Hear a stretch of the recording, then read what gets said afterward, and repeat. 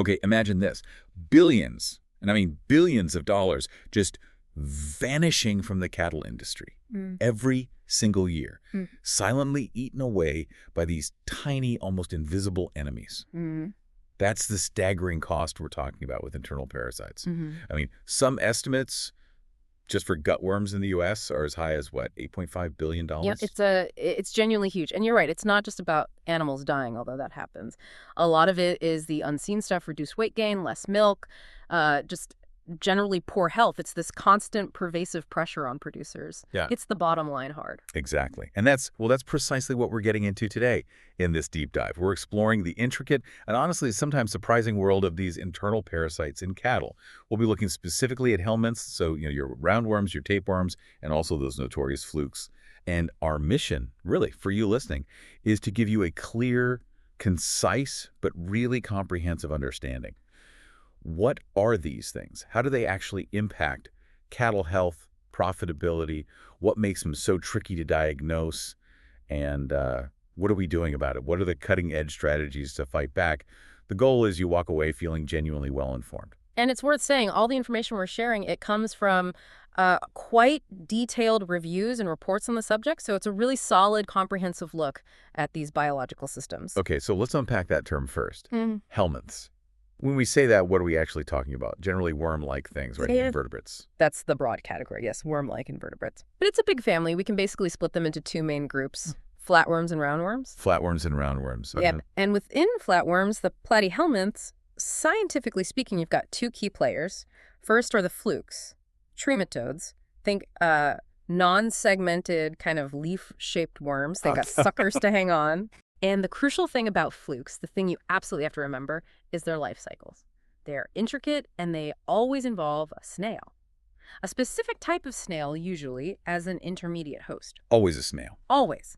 So inside the snail, they develop, then they emerge as this infective stage called metacercaria. That's the stage ready to infect the cow. And it sits there, encysted on grass or other vegetation, just waiting to be eaten. Right. And the big names in cattle flukes are things like Fasciola hepatica, the common liver fluke. The most important one economically, yeah. Then Fascioloides magna, giant liver fluke, and Dicrochelium dendriticum, the lancet fluke. Exactly. Those are the main trematodes we worry about in cattle. Then still under flatworms, you have the tapeworms. Cestodes. Now, these are segmented. They look like a ribbon almost, made of repeating sections. Ah, okay. Different shape. Yeah. And they attach differently, too, usually with suckers or maybe hooks on their head end, which we call the scolex. Their life cycles also often involve an intermediate host. This host eats the eggs, and then larval cysts form in its tissues. Like cysts in the muscle. Sometimes, yeah. Think of species like Monitia, which cattle get from eating tiny mites on pasture. Or the larval stage of Tinea saginata. That one's called Cysticercus bovis. It's actually the larval form of a human tapeworm found in cattle muscle. Interesting. Okay, so that's flatworms, flukes, and tapeworms. Yeah. What about the other group? Roundworms. Right. The nematodes. These are your classic worms, Yeah. Cylindrical, smooth, non-segmented. And they typically have separate sexes, males and females. And they live where? All over. Pretty much anywhere in the gut, sometimes the lungs too. Very diverse habitats within the host. And their life cycles can be direct, so cow eats larvae straight from the pasture, or sometimes indirect, involving another host. But many of the big ones are direct. And the key players here, the ones producers really worry about. Oh, definitely. Ostertagia, the brown stomach worm, hugely important. Then Hamcus contortus, the barber pole worm, a nasty blood feeder. Cooperius species found in the small intestine. And Dictycolus viviparus, the lungworm. Got it. So we have all these different worms, flukes, tapes, rounds, with these really varied, sometimes complicated life cycles involving snails or mites or just pasture. Why does getting into the weeds on these life cycles matter so much? Because it's fundamental. Absolutely fundamental. How these parasites live, how they reproduce, where they spend their time, that dictates everything about how we control them. There's just no single magic bullet, no one-size-fits-all strategy. What works for a liver fluke won't touch a lungworm in the same way. Right. So understanding the enemy's life strategy is the first step to figuring out how to fight back. Precisely. It's the foundation for any effective control program and, for actually reducing those massive economic losses we started with. Okay, let's zoom in then. Start with those liver flukes, the trematodes. You said Fasciola hepatica, the common liver fluke, is the big one economically. It is, yeah. Particularly in temperate, wetter regions, it needs that specific mud snail, Galba truncatula, to complete its life cycle. So its presence is really tied to moisture and temperature. You won't find it everywhere. Okay. Then there's the giant liver fluke, Fasciolides magna. You said something interesting about that one earlier. Yes, F. magna. Primarily, it's a parasite of deer and elk, other cervids. Now, cattle can get infected if they graze contaminated pastures. But here's where it gets, well, really interesting. In cattle, they usually act as dead-end hosts. Dead-end hosts, meaning the parasite's life cycle stops there. Exactly. The flukes get into the liver, but the cow's immune system walls them off in these thick, fibrous cysts. And critically, these cysts usually don't connect to the bile ducts. So if they don't connect to the bile ducts, they can't release eggs. Precisely. No eggs get out into the feces. So unlike with Fasciola hepatica, infected cattle do not spread F. magna on the pasture. They don't contribute to the environmental contamination. Okay, that is a huge difference. So what does that mean practically for controlling it if you're a producer? It's massive for control strategy. It means treating cattle for F. magna won't stop the parasite spreading in the environment. It just won't. The focus for F. magna has to be on managing the deer populations, the definitive hosts, and maybe preventing cattle access to those shared, marshy, snail-infested areas where deer might be shedding eggs. It's a wildlife management issue as much as a cattle issue. Completely different playbook for that one then. Yeah. Wow.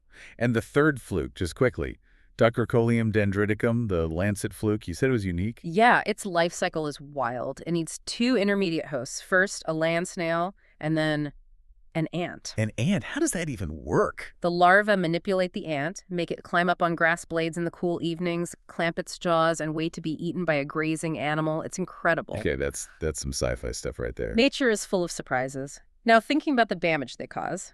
For Fasciola hepatica, the common one, cattle infections are mostly chronic, often subclinical, meaning no obvious signs. Hidden damage. A lot of hidden damage. Anemia, maybe that bottle jaw swelling you see under the chin, definitely reduced milk yield. And something subtle but important, it messes with their immune system, makes them more vulnerable to other things like salmonella infections. In those chronic cases, if you look at the liver post-mortem, you see these really characteristic signs: enlarged, thickened, sometimes even calcified bile ducts. Acute disease is rare in cattle, thankfully, but it can happen with massive exposure. Causes severe liver damage, even sudden death. And for the giant fluke, F. magna, since cattle are dead-end hosts. Right. They're generally quite tolerant. You don't often see severe clinical disease. The main economic hit from F. magna comes from liver condemnation at slaughter. The liver looks bad, full of cysts and damage, so it gets thrown out. That's a direct loss. Okay. And the lancet fluke, the ant one. Signs are usually pretty nonspecific, maybe just a general loss of condition, doing poorly, nothing dramatic typically. All right. Let's switch gears to the roundworms in the gut. Yeah. The GNNs, gastrointestinal nematodes. Key players were Ostratagia, Homuncus, Couparia. Those are the big three, yes. Very common, very impactful. And their life cycle is mostly direct, you said. Yeah. Eggs in dung, larvae on pasture, cow eats larvae. Simple enough? On the surface, yes. Eggs passed in feces, hatch, larvae develop through stages L1, L2 to the infective L3 stage on the pasture. Then they get ingested. But environment plays a huge role. Sunlight, heat, dryness, those are killers for larvae. They need moisture to survive and move up grass blades to be eaten. Hang on, how do they survive winter, or really dry summer, if they're so vulnerable? Good question. That brings us to a really important adaptation, especially for Ostratagia. It's called hypobiosis. Hypobiosis, arrested development. Exactly. The infective L3 larvae get ingested, they enter the lining of the abomasum, the true stomach, but instead of developing straight into adults, they just pause, they become dormant, inhibited L4s. They can stay like that for months, surviving through the harsh conditions inside the host. Wow, so they're just waiting inside the cow. Waiting for conditions to improve, maybe a hormonal signal from the cow. Then, often triggered by, say, the stress of calving or better weather, they all resume development at the same time, synchronously. That sounds problematic. It is. This mass emergence causes severe damage and leads to what we call type 2 ostratagiasis, a sudden severe disease outbreak, often in late winter or spring. And it makes diagnosis tricky because during hypobiosis, there are no adults laying eggs. Right. No eggs in the dung, even though the animal's loaded with dormant larvae. A ticking time bomb. So Yeah. clinical signs for Yep. GNs, often nonspecific. Clear. Weight loss, poor coat, not doing well. Generally, yes. Ill thrift, maybe diarrhea. Okay. But some have signatures. Haemonchus, the barber pole worm, is a voracious bloodsucker. It causes severe anemia, pale gums, weakness, that bottle jaw again, and can easily kill animals, especially young ones. Nasty. And osteotagia. Causes osteotagiasis. Type I is typically in young calves in their first grazing season. They ingest lots of larvae that develop quickly. Result: profuse watery diarrhea, rapid weight loss. If you look inside the abomasum, it has this classic cobblestone or Morocco leather appearance from all the damaged glands. That damage also messes up digestion because the stomach pH rises. And type 2. That's the one from the synchronous emergence of those hypobiotic larvae we just talked about. Often hits yearlings or older cattle. Similar severe signs: sudden onset diarrhea, weight loss, often fatal if not treated. And things like cooperia. They tend to cause more general signs: decreased appetite, maybe some diarrhea, poor nutrient absorption.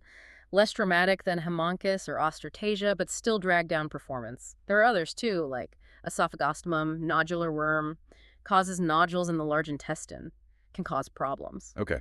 Let's move to the lungs. Lungworm, Dictyocolus viviparus. Right. Another nematode, another direct life cycle mostly.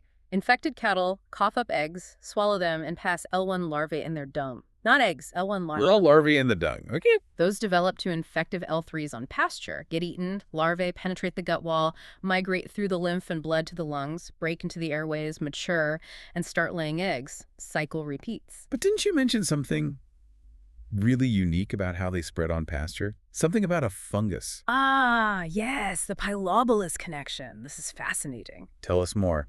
How does a worm use a fungus? So Pylobolus is a tiny fungus that grows on dung pats. It forms these little stalks with black spore sacs, sporangia, on top. The lungworm L3 larvae are adapted. They actively climb up these Pylobolus stalks. They climb the fungus. They do. Then the Pylobolus builds up pressure internally and violently shoots its sporangium spores and several feet, even meters, away from the dung pat, and the lungworm larvae hitch a ride. No way. So the fungus acts like a cannon, blasting the larvae across the pasture. Exactly. It's a biological dispersal mechanism. Right. Gets the larvae away from the dung and onto fresh grass where they're more likely to be eaten, increases their transmission range dramatically. That is absolutely incredible. Like a tiny parasite space program? It really is something. Now, the disease it causes is parasitic bronchitis, often called hoos or husk, from the characteristic cough. Signs are coughing, difficulty breathing, reduced performance. Yes. Coughing is key, often starting soft, then becoming deeper, harsher. Respiratory distress, rapid breathing, weight loss, drop in milk production. There are phases. Pre-patent, when larvae are migrating and causing initial lung damage. Patent, when adult worms are in the airways causing that classic cough and inflammation. And post-patent, the recovery phase, assuming no secondary bacterial pneumonia sets in. But you mentioned something earlier about adult dairy cows. A reinfection syndrome. Yes, that's crucial, especially in dairy. Adult cattle usually develop pretty strong immunity after exposure. But if immune adult cows are exposed to a really heavy challenge of larvae later on, they can have this hypersensitivity reaction, an allergic type response in the lungs. So not the worms themselves causing the main problem, but the cow's reaction to them. Precisely. It causes widespread inflammation, severe coughing, sometimes respiratory distress, and often a sudden dramatic drop in milk yield. Okay, but here's the tricky part you mentioned. Finding the larvae in these cases. Exactly the problem. This raises a really important diagnostic question. In this reinfection syndrome, you often cannot find L1 larvae in the feces, even though the cow is clinically ill. Why not? If they're reacting to larvae. Because their strong immune response often clears the migrating larvae very quickly, before they can mature into adults and start producing those L1s to be shed in the feces. Ah, so the damage or the reaction happens, but the evidence, the larvae in the dung, gets eliminated too fast. It's got it. Huh. Which means relying only on fecal tests, like the Behrman technique, which looks for larvae, can give you false negatives. You miss the diagnosis in these clinically affected adult cows. It's a major limitation. Okay, that's a really key point for diagnostics. Let's quickly cover tapeworms, cestodes. We mentioned Monitia and Tinea saginata larvae. Cysticercus bovis. Right. Monitia are those big segmented worms in the small intestine. Cattle get them from eating infected orobated mites on pasture. Are they a big problem? Generally, no. Unless there's a massive number of them or the animal is already stressed, they don't usually cause significant disease. Maybe some mild digestive upset or blockage in extreme cases. Low impact overall. And the other one, Cysticercus bovis, Yeah. the human tapeworm larvae. Right. These form small cysts, usually in the muscle tissue of cattle.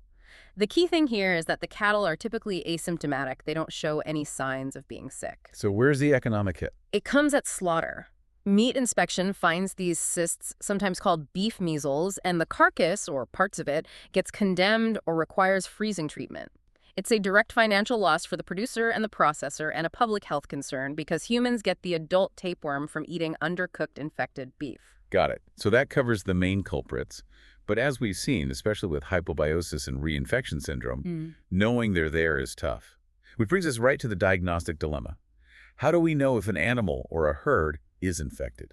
What are the tools? Well, the most common starting point, especially for the gut roundworms, GINs, is fecal examination, specifically fecal egg counts, or FECs. Counting the eggs in a dung sample seems straightforward. It is, in principle. You count the number of eggs per gram of feces. High counts generally suggest a heavy worm burden, especially in young, susceptible animals, but it's far from perfect. The caveats. Lots of them. As we discussed, older cattle with immunity might have very low egg counts, even with a significant number of worms inside them. And during hypobiosis, Ostratagia larvae are dormant, not laying eggs, so FECs will be 0 or very low, missing the problem entirely. Right, the ticking time bomb again. Plus, egg output can vary day to day, and you need to interpret the count in context: the animal's age, its condition, the time of year, pasture history, recent treatments. It's not just a number. Okay, so FECs are a tool, but need careful interpretation. What else from fecal exams? For lungworm, we don't look for eggs, we look for larvae using the Behrman technique. It concentrates the larva from a fecal sample. But again, we hit that problem with adult dairy cows and reinfection syndrome. Exactly. Prone to false negatives in immune adults because the larvae get cleared before shedding starts. So a negative Behrman doesn't rule out lungworm disease in that scenario. And for the heavy eggs, like liver flukes. We use fecal sedimentation. It's designed to recover those denser eggs that don't float well in standard FEC methods. But again, limitations. It only detects patent infections when adult flukes are mature and actively laying eggs. It won't pick up young migrating flukes during the acute phase of fasciola infection. So it misses the early damage. It can, yes. And fluke egg shedding can be really intermittent. You might test today and find nothing, test tomorrow and find eggs, so multiple tests might be needed. Okay, beyond looking in the dung, what about blood tests or milk tests? Serological tests like ELISA are very useful, particularly for liver fluke.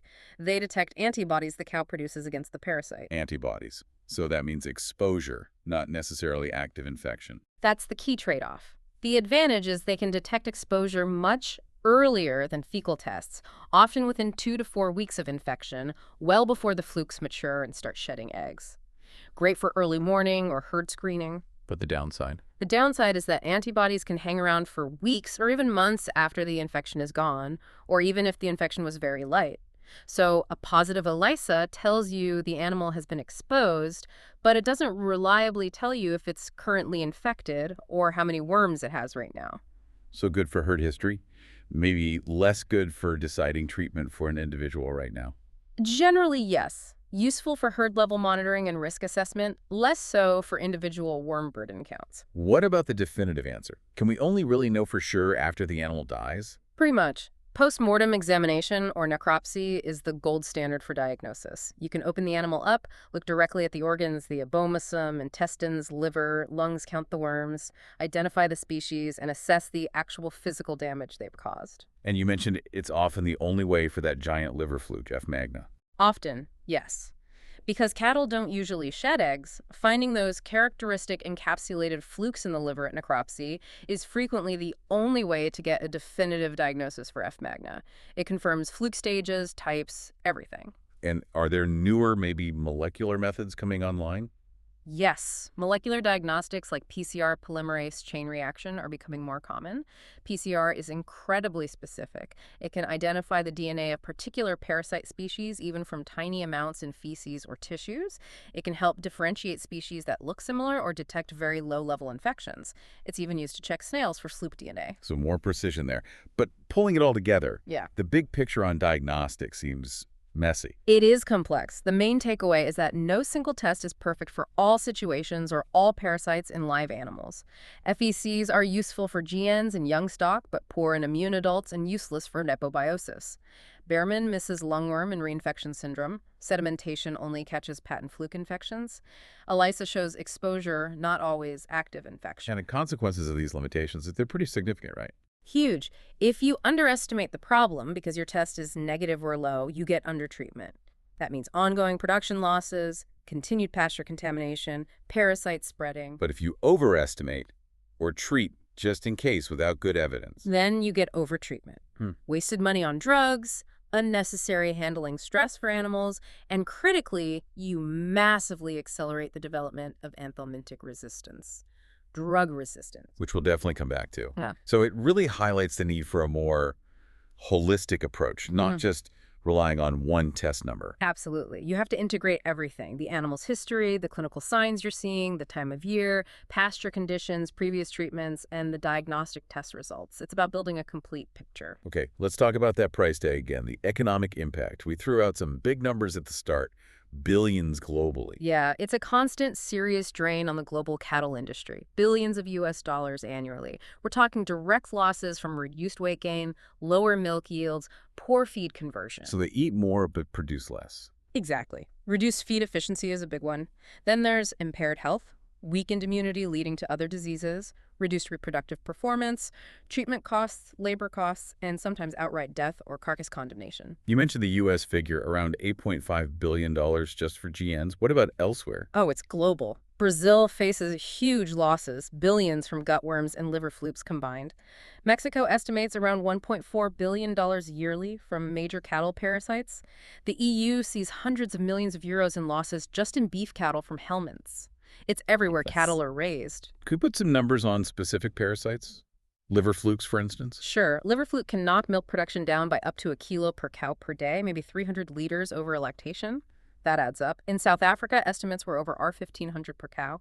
In Ethiopia, hundreds of thousands of burr in losses reported in some studies. And then there's liver condemnation at slaughter due to fluke damage. That's a direct hit, maybe R100, maybe more, per animal, just thrown away. And the gutworms, GNs. Studies in the U.S. estimated around $190 per head per year in losses due to things like reduced feed intake and weakened immunity caused by GINs. Lungworms. They can cause irreversible lung damage.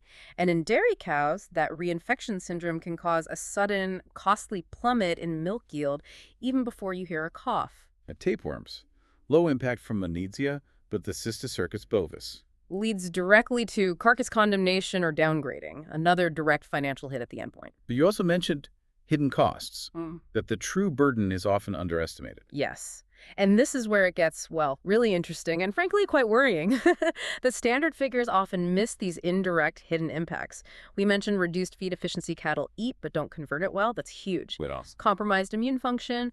We talked about F. hepatica, making cattle more susceptible to salmonella. That's just one example.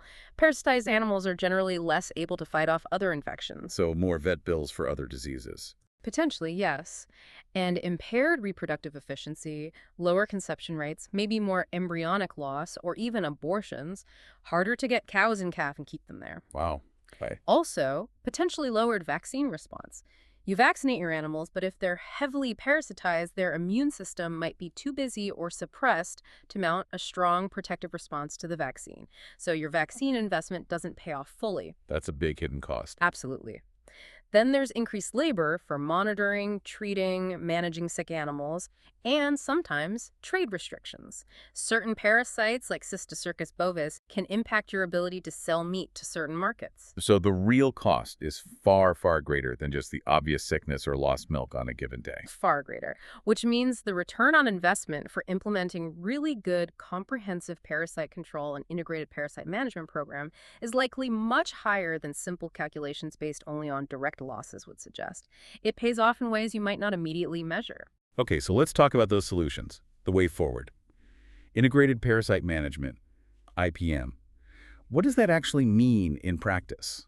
IPM is really a philosophy and approach. It's holistic, it's adaptive. The goal isn't to eradicate parasites completely. That's usually impossible and often not even desirable ecologically. The goal is to control parasite populations, keep them below the level where they cause significant economic damage or animal welfare issues, prevent disease, minimize losses, use resources wisely. So managing them, not annihilating them. How? What are the principles? It generally follows 4 steps. 1, identify and assess the problem. Which parasites are present? How many? When are they riskiest? Use diagnostics, history, epidemiology. 2, evaluate your options. What tools do you have? Non-chemical methods, chemical methods, management changes. Weigh the pros and cons. 3, implement your chosen strategies. Put the plan into action. 4, monitor effectiveness. Did it work? Use diagnostics again, track performance, then adapt the plan based on the results. It's a continuous cycle. Makes sense. Let's break down those options. What about non-chemical controls, sustainable practices? Crucial part of IPM. Pasture management is huge. Things like rotational grazing moving cattle regularly breaks the parasite life cycle on pasture, lets larvae die off. Pasture spelling, leaving a pasture empty for a period, does the same. So don't let them graze the same patch constantly. Right. Also, graze your most susceptible animals, usually the young ones, on the cleanest pastures first, those with the lowest larval contamination. Avoid overgrazing. When grass is short, cattle graze closer to the ground, closer to the dung pats where larvae hang out. Oh. Multi-species grazing can help too. Sheep and cattle, for instance, often don't share the same major parasites. So sheep might hoover up cattle parasite larvae without getting sick, effectively cleaning the pasture for the cattle, and vice versa. Clever. Using one animal to protect another. Yeah, and even just habitat disruption, harrowing pastures to break up dung pats and expose larvae to sun and drying, or draining wet, muddy areas where snails thrive that can make a big difference for certain parasites. What about managing the herd itself? Absolutely key. Good nutrition is maybe the most important thing. Well-fed animals have stronger immune systems. They're more resilient to infection and disease. Stocking density matters. Don't overcrowd pastures as that concentrates larvae. Biosecurity. When you bring new animals onto the farm, quarantine them. Assume they're carrying parasites, potentially resistant ones. Treat them appropriately before mixing them with your herd. Minimum 10-14 days, maybe longer. Quarantine is vital. And basic hygiene. Keep water troughs and feed bunks clean. Avoid feeding off the ground. Keep calving pens clean and dry. Little things add up. Culling animals that are chronically affected, wormy animals, can also help reduce the overall parasite load. Are there biological controls? Yeah. Using nature against nature. You mentioned nematode-destroying fungi. Yes, that's an exciting area. Fungi like Duddingtonia flagrans. You can feed the spores to cattle. The spores pass through undigested into the dung. Then, in the dung pat, they germinate and form these sticky traps or loops that actually capture and consume the developing parasite larvae. Wow, microscopic predators in the dung. Pretty much. It breaks the life cycle right there on the pasture. It's commercially available in some places. Dung beetles are great biological control agents, too. They bury dung quickly, taking the eggs and larvae away from the surface, reducing pasture contamination. So promoting dung beetle populations is good for parasite control. Definitely. Minimizing certain pesticides helps them thrive. There's also research into using certain bacteria, like bacillus species, that can kill larvae, and even plants with anti-parasitic properties, things like chicory or plants high in tannins, might have some effect when grazed. Fascinating. But let's be realistic. Chemical control dewormers, anthelmintics, flucicides, they're still essential tools, right? Oh, absolutely critical. For treating sick animals and strategically reducing pasture contamination to prevent outbreaks, we wouldn't manage without them currently. So what are the main types of drugs we use? There are several major classes: the macrocyclic lactones, or MLs, that's your ivermectins, moxidectin, doramectin, eprinomectin.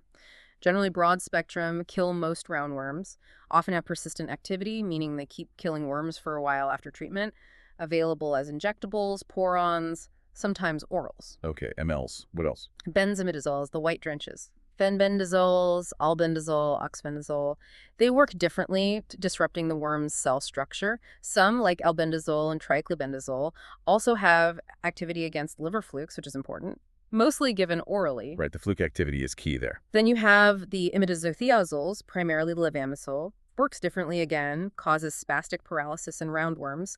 Good efficacy, but generally no activity against flukes or tapeworms, and less persistent than mLs, usually injected or given orally. And you mentioned triclobendazole specifically for flukes. Yes, triclobendazole is a benzimidazole, but it's particularly effective against liver flukes, killing both immature and adult stages of fasciola hepatica. That's quite unique and very valuable, but resistance is unfortunately developing. Okay. Now, using these drugs, you stressed accurate dosing earlier. Why is that so critical? Paramount. Yeah. Absolutely paramount. You must dose based on the animal's actual weight, weigh them if possible, or use weight tapes accurately. Underdosing is probably the single biggest factor driving anthelmintic resistance. If you give too little drug, you kill the weakest worms, but the slightly tougher ones survive, reproduce, and pass on their resistance genes. So guessing weight is a really bad idea. Terrible idea. Always dose for the heaviest animal in the group if you're group treating and can't weigh individuals, and ensure you're using the right administration technique: oral drench given correctly over the back of the tongue, pour on applied properly along the back line, injection given in the right site. Follow the label. And withdrawal times. People need to know those, right? For meat and milk. Absolutely crucial for food safety. Every drug has specific withdrawal periods, the time you have to wait between treatment and sending an animal to slaughter, or using its milk for human consumption. They vary hugely between drugs and formulations. For example, fenbendazole might have an 8-day meat withdrawal, 0-day milk. Some ivermectins have 35, 49-day meat withdrawals and often can't be used in lactating dairy cows producing milk for humans. Triclobendazole has meat withdrawals, often long ones, and restrictions on dairy use. You have to read and follow the label precisely. Okay. So how do you use these drugs strategically? It's not just about treating sick animals. Right. Strategic deworming is about timing treatments to have the biggest impact on both the animals and pasture contamination, based on parasite life cycles and local conditions. For example, in cow-calf herds, common strategies involve treating cows around calving time to reduce egg output when calves are most vulnerable, and treating calves that turn out onto pasture, maybe again 6-8 weeks later. What about stocker cattle, growing animals? They often arrive with unknown parasite histories. A common approach is treatment on arrival, sometimes followed by another treatment 4 to 8 weeks later, depending on the drug used and pasture risk.